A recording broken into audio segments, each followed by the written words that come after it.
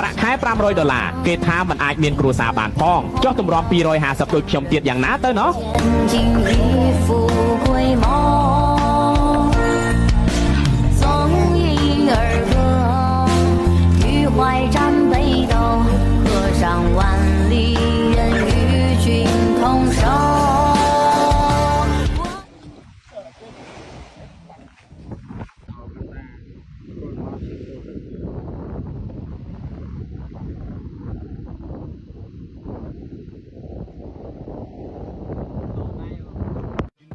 มันបាច់ជាត្រាប់អ្នកណាមិនបាច់មើលងាយមើលអាយ